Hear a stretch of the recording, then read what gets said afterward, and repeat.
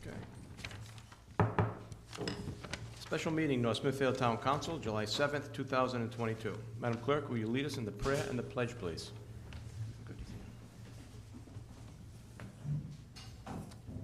Lord, assist with thy Holy Spirit, counsel all those who are serving in positions of authority and responsibility.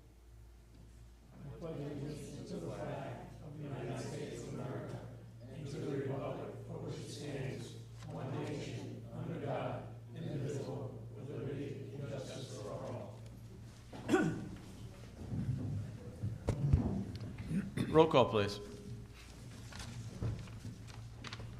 Ms. Alves? Here. Mrs. O'Hara? Here. Mr. Vadeney? Here. Mr. Biragad? Here.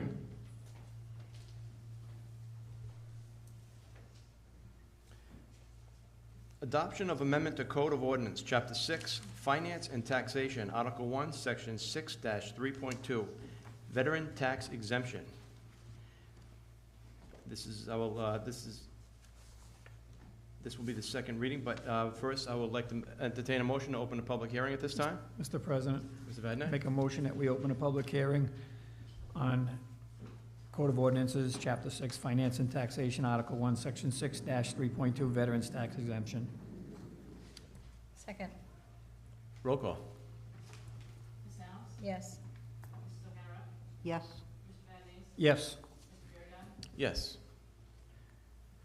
When a public hearing is open, is there anybody that would like to be heard on this issue at this time? Mr. Clifford?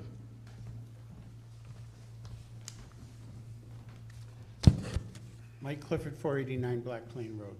I expressed my opinions on this earlier in the year when you were contemplating changing the exemptions, and I'm going to repeat a lot of what my arguments were that night. But I'm going to start off by pointing out to you and reminding you that you had a young lady in here a couple of months, within the last month, Ms. Pachetti, who had raised money for a need-based organization servicing veterans. And you gave her a citation for it and tons of praise for it, rightfully so. She was raising money for a good cause. I'm not saying that the veterans don't deserve an increase in their exemption, but I do believe that if there's any further exemptions granted or any increases in exemptions, it needs to start being needs-based, not across the board. Your actions tonight, on if you were to follow the tax rates that were in that legal advertisement, you'd be shifting $1.2 million roughly onto the backs of taxpayers, residential homeowners, from commercial and tangible property taxpayers. We'd only have an increase in our budget, in our taxes this year because of that. I mean, you only increased local collection of taxes by $173,000. So, you know, that's a negligible amount. Nobody's bill would be going up on that. It's pennies.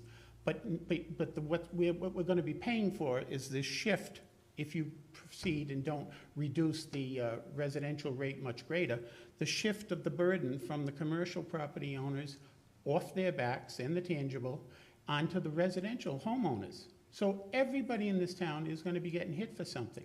We're all in a terrible state in the economy. Everybody is suffering. And I know initially I heard the statement made, and it was Mr. Zwolenski who made the statement that, you know, he didn't want a veteran not to be able to turn up the heat. Nobody in this town is going to be in an easy position to turn up the heat this winter with the price of oil skyrocketing beyond belief, and we're not at the top yet. So I think if you are going to, as I said then, give any type of increased exemption, it should be need-based. It should go to the veterans who truly, truly need it. I don't mind being taxed extra for that. I do mind being taxed to give an exemption to a veteran living in a $600,000 house with plenty of pensionable income. And I did ask you if you do an analysis of the homes in the town that qualify for it, how many of them are above the median price home of regular residents in this town.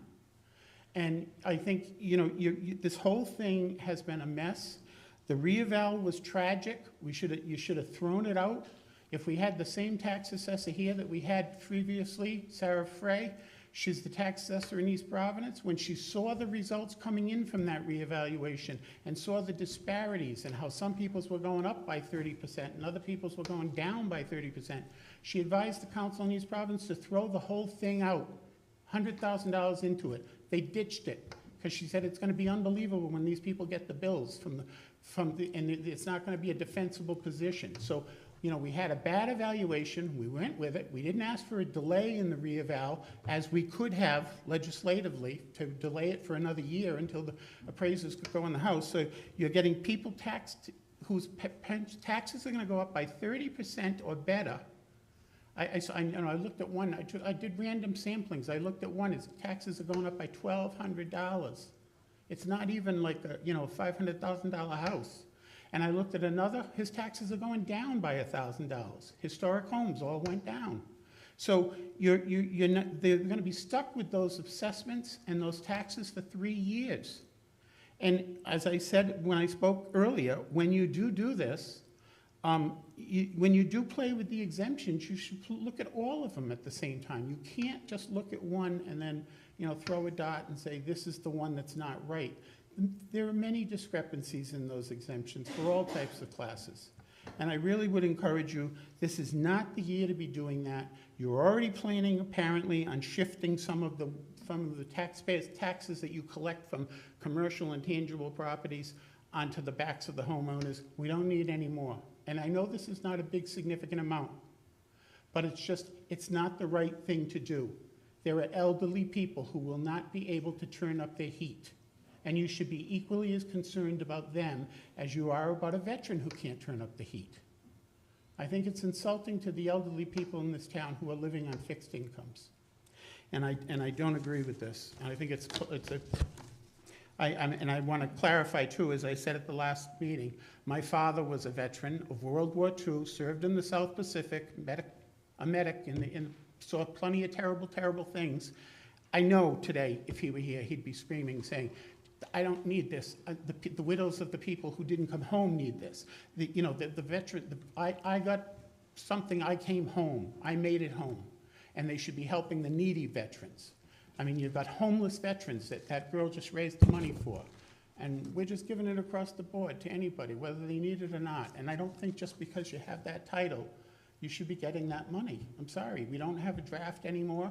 There's people in the National Guard who never served in any war overseas who could potentially be collecting that as well. I just think it's totally inequitable and not showing any concern or empathy for the elderly or the poor families in this town who have to also heat their houses and shouldn't be afraid to turn up the heat. And are going to turn it up a little high, have to refrain from turning up a little higher because you're raising their tax bills to grant these exemptions. Anybody else like to be heard?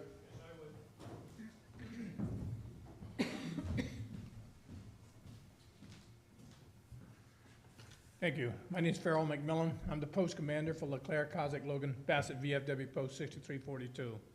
I spoke in here a couple of months ago, and again, I want to applaud town administrator and the town council for looking into this matter. And as most of you know, the governor of Rhode Island 2 weeks ago signed into law exempting veterans on their pensions. And they wanted to phase it in a 5-year. The governor said, no, starts today. I'm going to Kansas City the 16th of July, the National Convention of VFW, and one of the topics that we're going to be discussing is looking at the compensation that they're giving to the veterans for disability that they suffered. That'll be a national amendment, and I'm pretty sure that we're going to get that passed, and also looking at new ways of disability, like for the Iraqi soldiers, of bad air. That has come to surface, that a lot of them are experiencing health problems from their lungs. That was not covered in a compensation for disability, but now it will be. I live right next door to an 87-year-old veteran. He does not live in a $600,000 house. His wife shops at Savers for clothes sometimes. So you can't tell me that he could use. So again, I think it's the right thing to do, and I applaud you for it. Would anybody else like to be heard? Yes. Come on up, sir.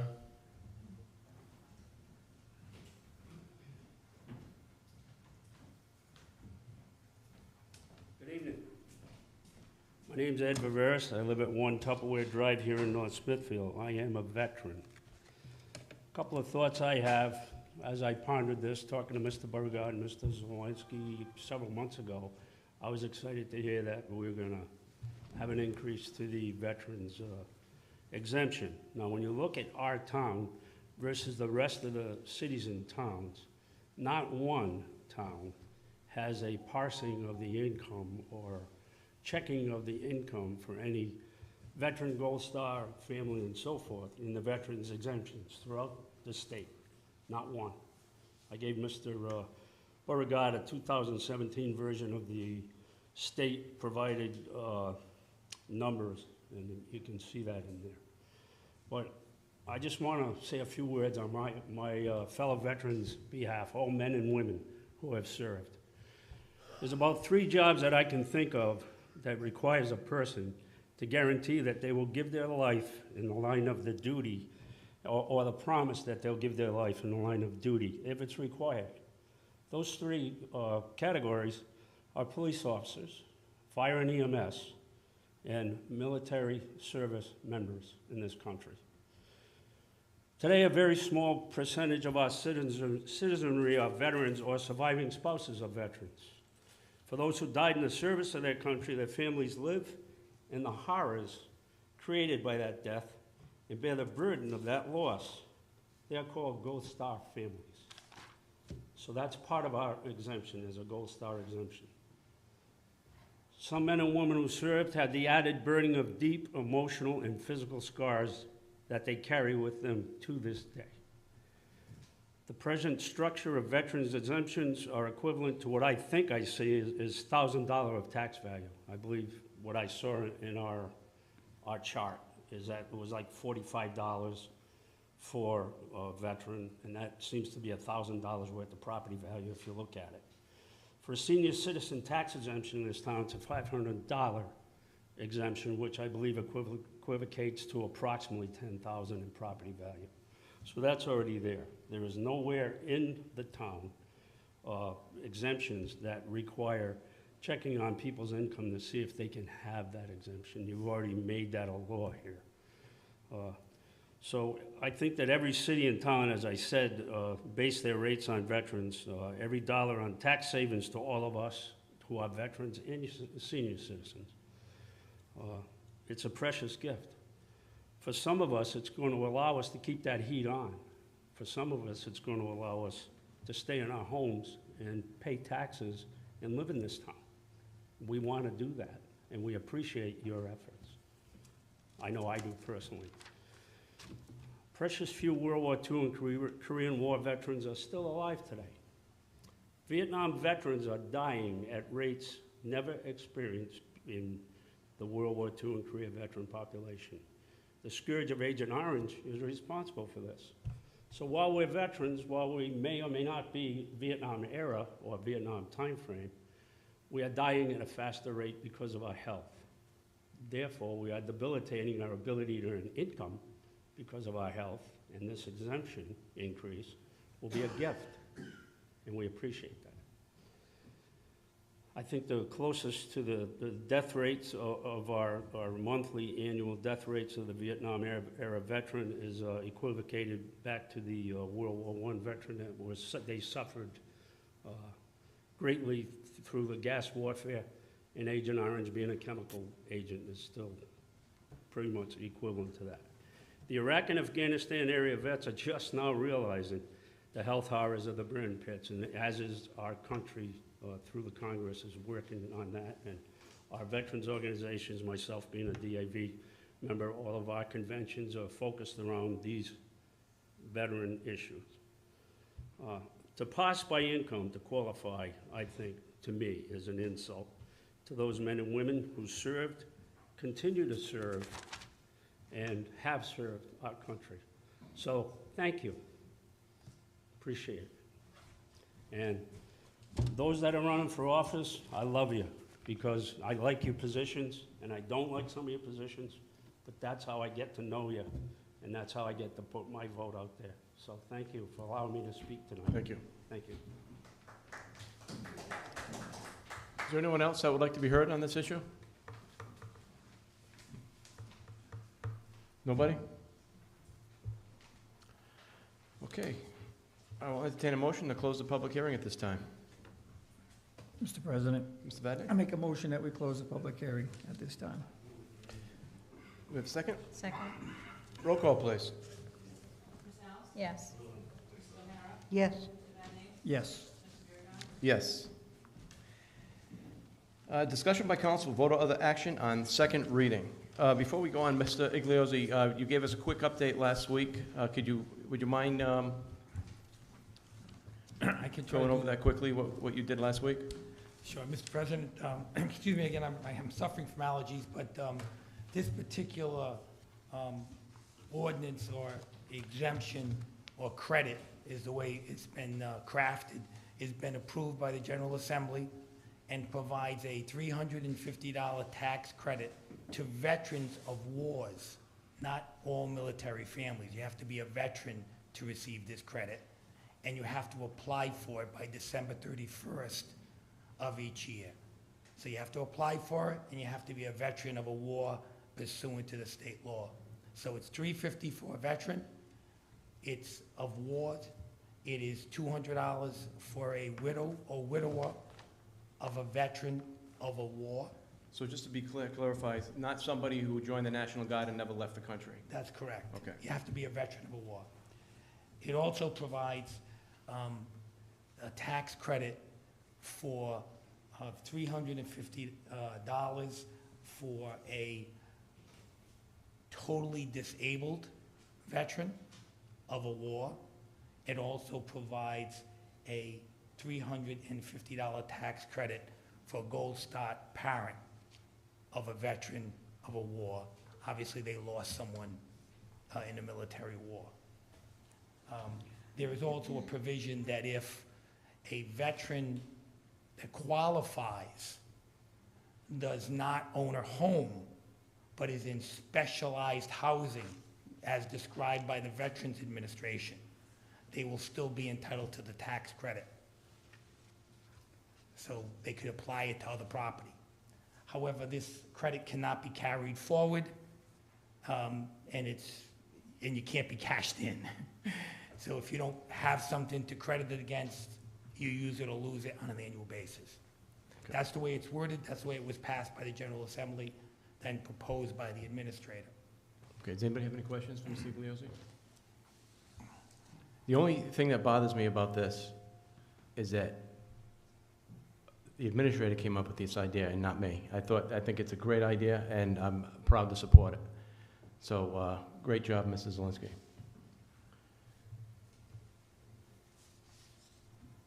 Okay, at this time, let me get my glasses. Anybody have any questions or comments right now? All right, I'll entertain a motion to approve. Mr. President, make a motion that we pass for second reading the amendment to the Code of Ordinances amending Section 6-3.2, Chapter 6, Article 1, Finance and Taxation, is ordained by the Town Council of North Smithfield, Rhode Island, that the Code of Ordinances of the Town of North Smithfield, Rhode Island, Section 6-3.2, Chapter 6, Article 1, Finance and Taxation, is hereby amended to read as follows: veterans, widows, widower of veterans, 100% disabled veterans, specialty modified housing for service, disabled veterans and prisoners of wars, veterans exemption, forms prescribed, veterans for widows and widowers of veterans, Gold Star parents, an exemption for prisoner of war veterans. Be approved. That's a motion. Do we have a second? Second. Any further discussion? Just under discussion, I have to disagree with some of those comments that were made by Mr. Clifford earlier, and that these are veterans of foreign wars, or because we haven't had a war in this country since the Civil War. I think those are all gone. This should not be need-based. It wasn't need-based when they were drafted or when they signed up and when they fought. It shouldn't be need-based now.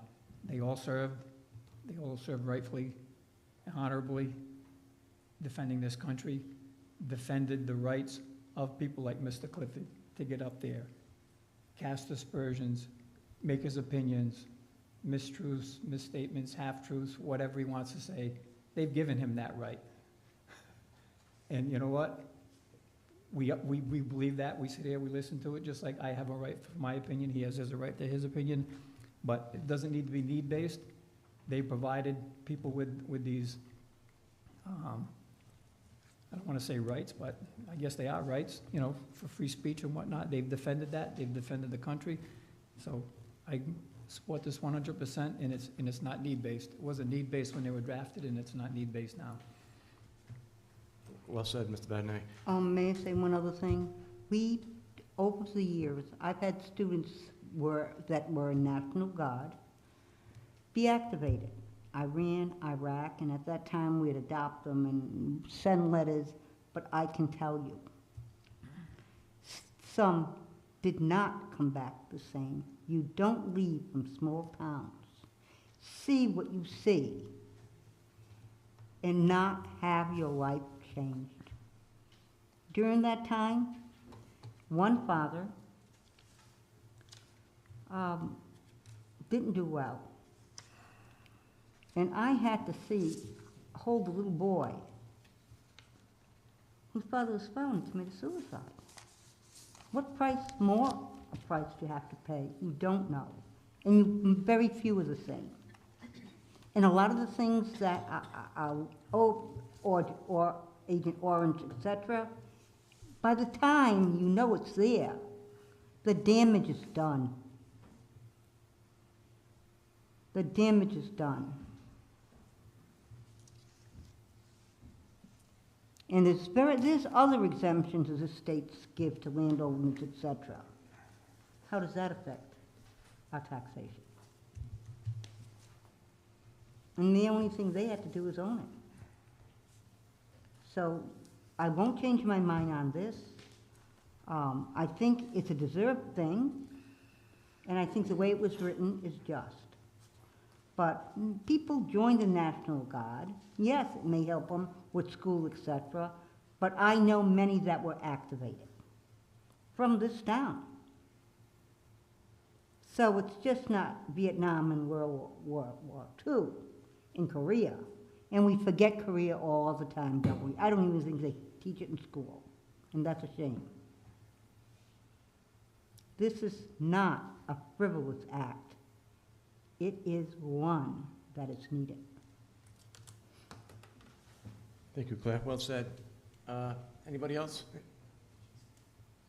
This was never meant to be needs-based. This is just a thank you. It's a minor, it's a small token of appreciation from the town. It was never intended to be based on need, just out of gratitude.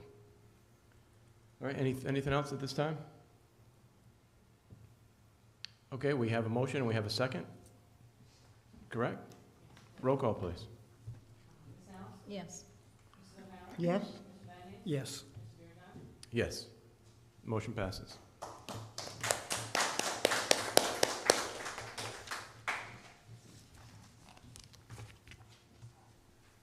If you like, I'll take a 2-minute recess, so because you guys, I don't know if you want to stick around, you're more than welcome to, but you, My two sons flew in from Chicago and Colorado, so I'll be home. all right, perfect. I'll give you a couple of seconds to clear out if that's what you want to do. All right, thank you. Thank you. Thank you. I know you guys can run the town without me, so thanks for that. Thank you. Thank you very much. I'm not well, but that's all right. See you later. Thanks. Thank you. Thank you. Very much.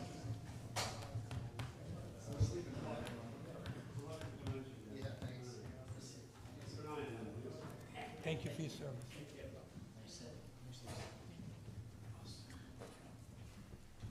you. Thank you for your service.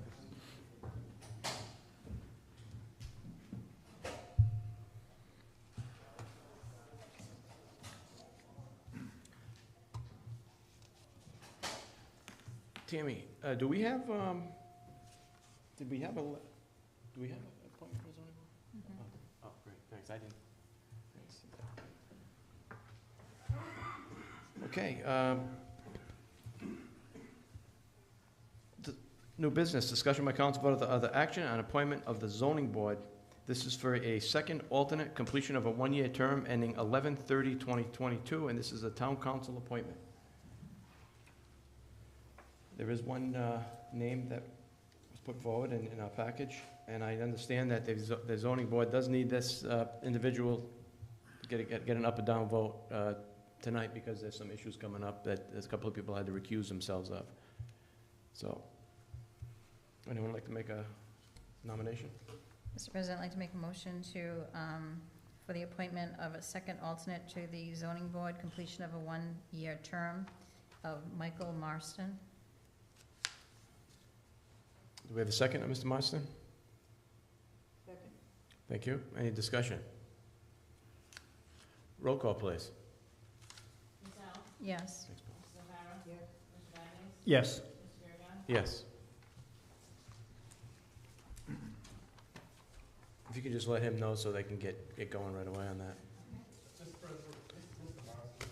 Oh, I'm sorry. Oh. I didn't. Thank you. Well, congratulations, and thank you for volunteering.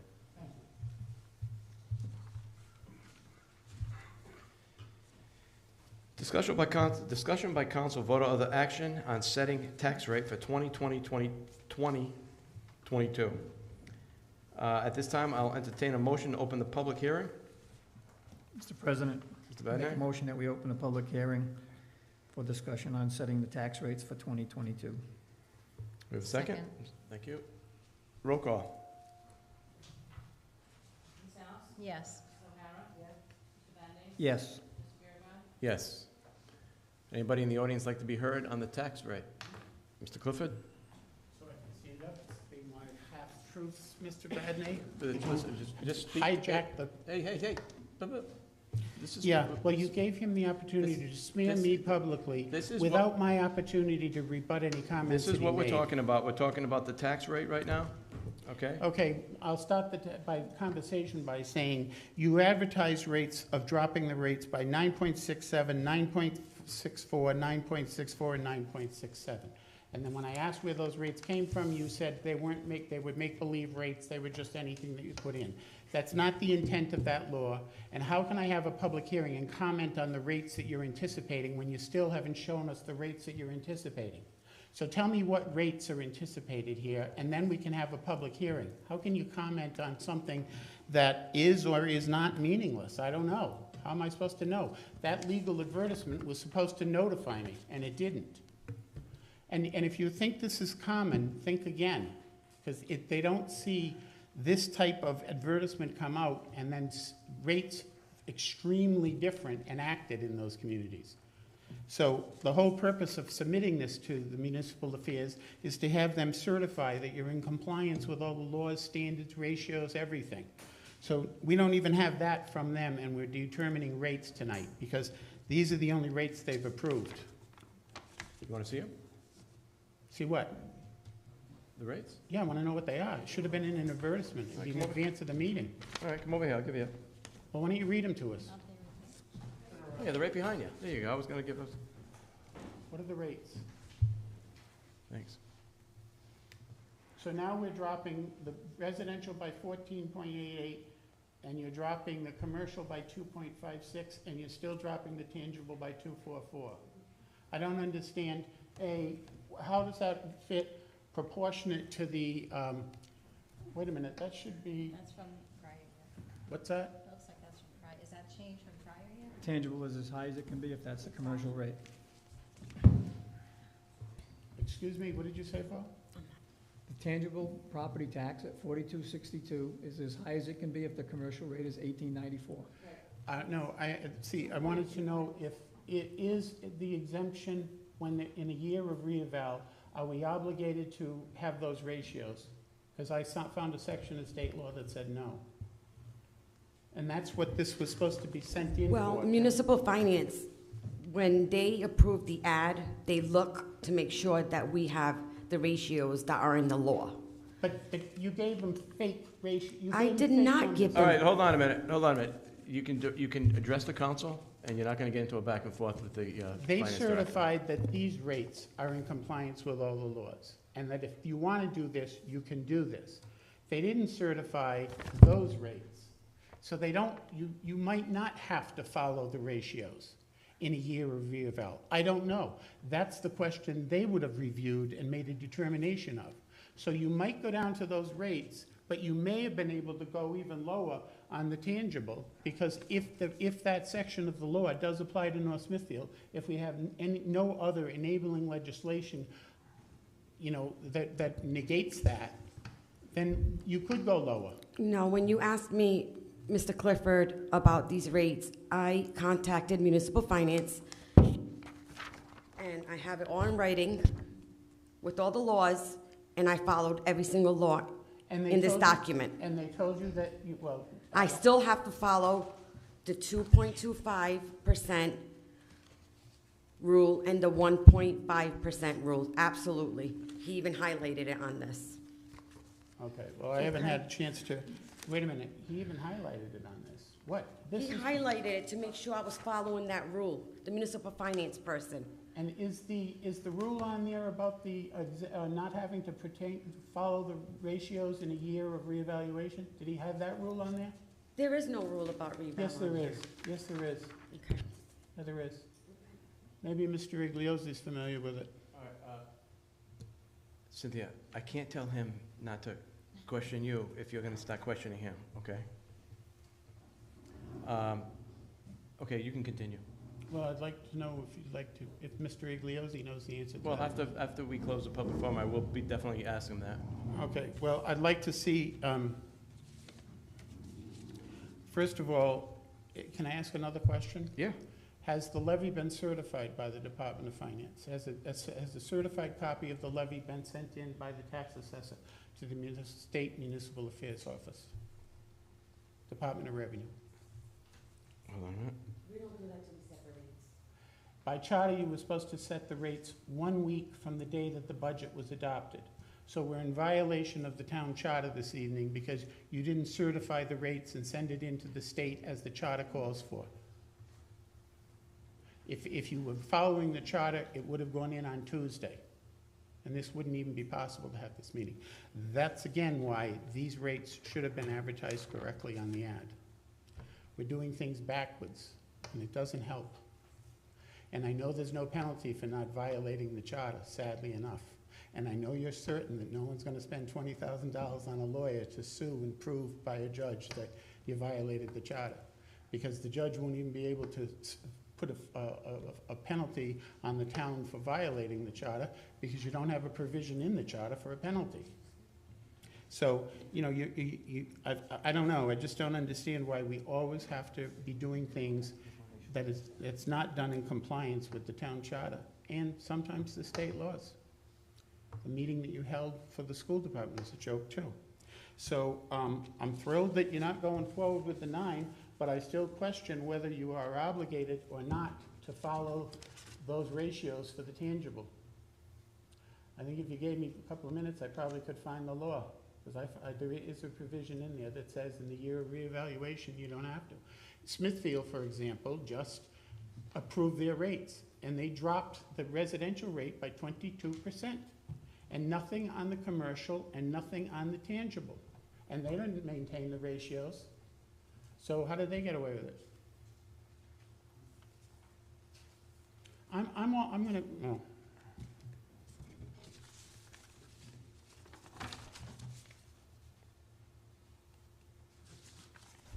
You done? You done? Yeah, I think it is. Well, I mean, what can we do? Because you didn't do it the right way to begin with. And nobody has an issue with that. Nobody has an issue with that. That's what I find amazing. That you can make a mockery I of will a check with the law. solicitor after we close the public hearing, and if he's satisfied that everything was in order and that everything was done legally, then I'm satisfied. So he told you that it didn't have to be, you weren't supposed to file something that reflected what you were truly intending on implementing. I'm gonna check with the solicitor as soon as we close the public hearing. Well, you said that before. And But I'd like I to- responded to you, and what did you do? You posted what I said to you Yeah. on Facebook. Right, I did. That's why I don't Because respond to you I anymore. didn't ask you for your opinion, and you said in your answer that you were satisfied. I said I asked, spoke is to the sat- solicitor. I said I spoke to the solicitor. And I am And I am satisfied. satisfied that, yeah, Yeah. so clearly I spoke to the solicitor, and then you decided to post a private email on Facebook. Mhm. So that's why I will not respond to you anymore now. Mhm. It's fine, you told me before you. would I know, and I respond to went me. against my own word, and I responded to you, and now I regret it. Yep, okay. I regret the fact that you wouldn't get a written opinion from the solicitor, as the charter calls for. I'm not going back and forth with you. Are you done? Okay, I guess I'm done. Okay. Is there anyone else that would like to be heard for the public hearing? Okay, I'll entertain a motion at this time to close the public hearing. Mr. President, I make a motion that we close the public hearing on setting the tax rates of 2022. Thank you. We have a second? Ms. Alves, seconded? Roll call, please. Ms. Alves? Yes. Mrs. O'Hara? Mr. Vadeney? Yes. Mr. Biragad? Yes. Does anyone have any questions for the finance director at this time? I guess I just want to make sure that we answer these questions. I mean, do we have to keep these ratios? It's something we should know before we set these rates. Madam President, that issue, again, wasn't raised earlier than today. When the issue was originally questioned, the finance director contacted Department of Revenue. They sent a specific letter outlining the procedure. I reviewed the procedure and I reported to the president. Department of Revenue, Municipal Revenue is essentially the state watchdog to make sure cities and towns comply with all state legislation with regard to the adoption of the levy, certification of the tax roll, and implementation of the tax rates. So I'm satisfied that the Department of Revenue letter that I read certifies that the process that this council followed is legally correct. They got a staff of 100 people there doing this, and there's a specific person assigned to the town of North Smithfield. And there are 4 specific statutes that were passed just for North Smithfield, and they're referenced in this letter. We reviewed those statutes with the finance director. I'm not aware of Mr. Clifford. I'm not saying that such a statute doesn't exist. I'm not aware of it. It's not in the letter. But the process that was followed has been certified correct by the Department of Revenue. Which process? The first sheet is running, or the second, or these numbers? Has the Department of Revenue signed off on these numbers? Okay. Mr. Igliozzi, if I can ask this question of you. By law, we have to put an advertisement in we don't. The administrator and the finance director are obliged to put what their proposed tax rates are on a proposed budget. Exactly. We met the letter of the law when we did that. That's correct. Once this council adopts a budget, the tax assessor will apply what they believe to be the tax rates, Correct. at which point we can approve or not approve. But this council does not set tax rates. Correct. Consistent with our conversation the other night. We have never, I've been sitting, well, only here 4 years, but 25 years. I have never, ever seen the council set tax rates. They adopt a budget, they go through the method of taxation. We didn't set up taxes last year when we did this. We set the method of taxation and the administration, when I say that, it's not the administrator, it's the administration. Finance, tax assessors, they set the tax rates. Now we're finding under state law, we need to approve it. But we don't set them, we just approve them. And the analogy I would use is the administrator nominates somebody to be the town clerk, and we approve it. If we don't approve it, he has to go look for somebody else. This is the same thing. The administration says what they believe is a fair tax rate. We can approve it or not approve it. If we don't approve it, they go back and have to recalculate. But we don't set the tax rate. But we've met what we need to do legally throughout this process, my understanding. Okay. I believe the tax assessor wanted to say something. And if this happens, now we have to go back and start from scratch, not scratch, but we have to do this all over again. And now the bills aren't gonna go out in time. People are gonna start to complain that they didn't get it before August 15th. They take a week to go to the printer and get mailed out. They have to go to the lockbox. And then we had another week of delay because of this meeting. So, in order to keep the office flowing and get the bills out on time and get residents their bills so they can pay them in time, so we can run the town, this needs to go forward. Okay, I hear what you're saying, but that's really not the motivation for approving. You know what I'm saying? My motivation for approving tonight is not gonna be so we can get everything out on time and not have to do extra work or anything like that. I hear what you're saying, but that's really, that can't be what motivates us tonight, you know? Mr. President, I mean, is it worthwhile just to move this meeting to Monday so we can contact this department and find out about the reval? Because if we can lower the residential rate a little bit more than what we anticipate, it's just helping the residents a little bit more. I just want to make sure that if there is some sort of leeway this year because of the reval, that we're on top of it. Okay, so, I did take that into consideration to max out, and we could do that, but that would affect the commercial. Now, commercial revals went up 7% average. I just thought it wouldn't be fair to not give them some sort of a break too, business owners. We do want businesses in town. So I gave them 2.56% and 2.44 tangibles because of the 2.25% ratio that Mr. Clifford says we don't have to do anymore because of the reval. No, I told it, don't misquote. That we don't have to do because of the reval, just like you misquote me all the time. Yeah, okay, Anyways, well, you're so, misquoting me dramatically right now. You can continue. so the 2.25% difference ratio that we have to follow between commercial and tangibles. So that's how I came up, so I kind of did it to the max that we could based on last year's levy. So I talked to Sarah Frew, which was our prior tax assessor, and asked her what her opinion was of what would be a fair percentage of change. And she walked me right through it from the beginning to the end, and I know Mr. Clifford's very fond of Sarah, and she's she's been doing this for years. So she said, Cynthia, what I would do is take last year's percentage of levy per class and apply it to this year.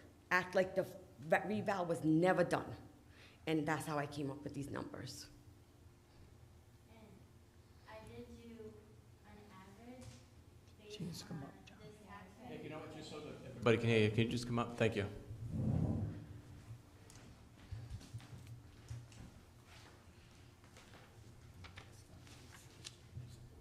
And I did do an average of all the single-family homes with this rate. The average of a single-family home went up to about $370,000. So their taxes this year, based on that rate, their tax will go up about $115 a year. Commercial rate with this, they're not gonna get as much of a decrease because we gave most of it to residential. And then vacant land is actually gonna go down 65%. I mean $65, because they didn't see much of a change. But they're already into that rate of the residential rate. So I just wanted to let you know, I did do an average, and with that rate right now, that proposed rate, it would be $115. Now, granted, some will go down less, and some will go up a little bit more, depending on what their value is, obviously. Thank you.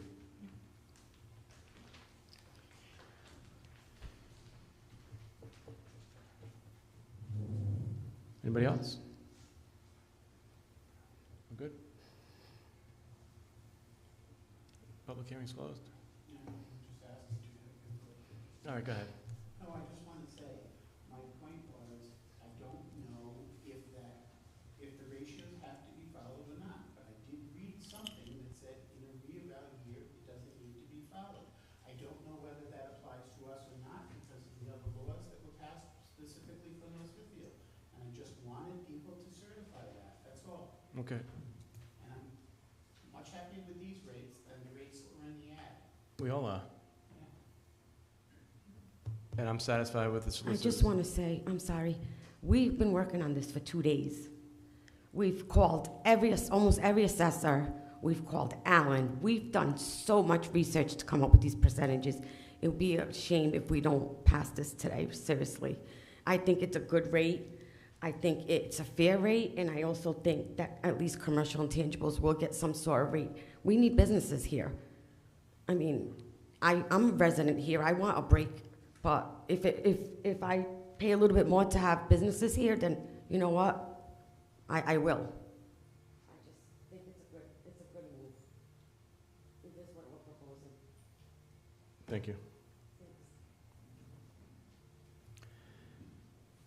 Okay, does anybody like to make a motion on the rates, setting the tax rate for 2022?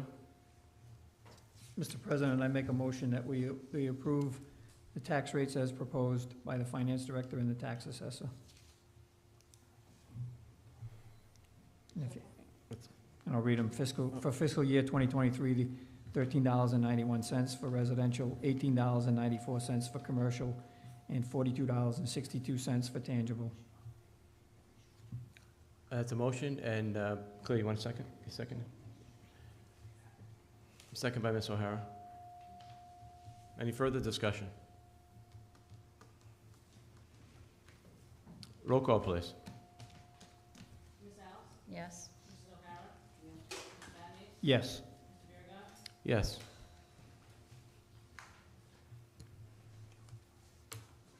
Okay, I think that's it. I will entertain a motion to adjourn at this time. Motion to adjourn. All in favor? Aye.